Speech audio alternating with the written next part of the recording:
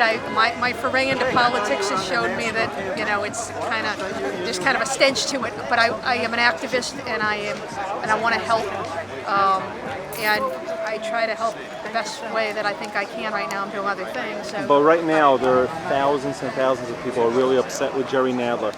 So, do you feel that if you jump in, maybe you would have strong support? I'm not an I told you so type of person, but if people look back at my campaign in 2010,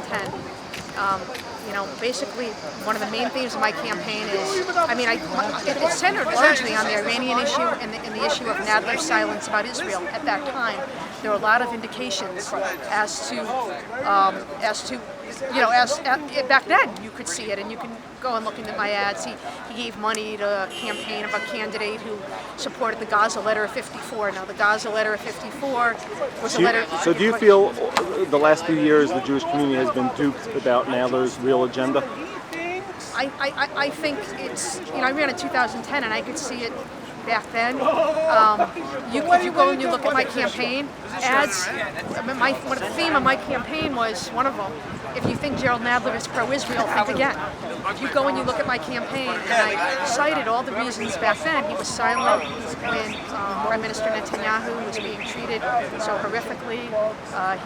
He gave money to the campaign of Loretta Sanchez, who at that time signed the Gaza Letter of 54, and that gave money to Hamas, which Hamas then used to build terror tunnels, which killed Israelis like little Daniel Tregerman. There were a lot of things that he did back then that led me to question whether he was in fact a true friend of Israel. And at that time, I don't think too many. Unfortunately, I was right. To be honest with you, I wish I had been wrong. I was so upset about his vote and what he's doing now. But in the Iranian issue, back then I saw that coming. I spoke in front of the United Nations when Ahmadinejad came. I was invited to speak. Would you like to see Jerry Nadler out now? Absolutely, absolutely. I would like to say, I wanted to see him out since I ran against him. And what happened is, I did very, very well in Brooklyn. I beat him in Borough Park and Brighton Beach, and I was, frankly, I was honored. I love the people of Brooklyn because they listened to me. They heard what I had to say.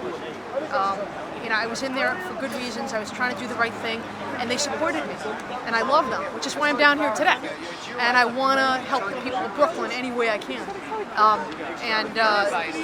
If you look at the numbers, if you look at my numbers, they say 27%. I got about 30%, which is a lot more. And it was a grassroots campaign. I was up against the establishment. I had very little money, and I started late. So, then what they did is they went ahead and they gerrymandered the district, and they made it a lot difficult. It's a lot more difficult. It's a lot difficult. I think in a lot of ways it's a different district now. They did the redistricting after that election. But I would certainly support anybody who runs against him. It's tough.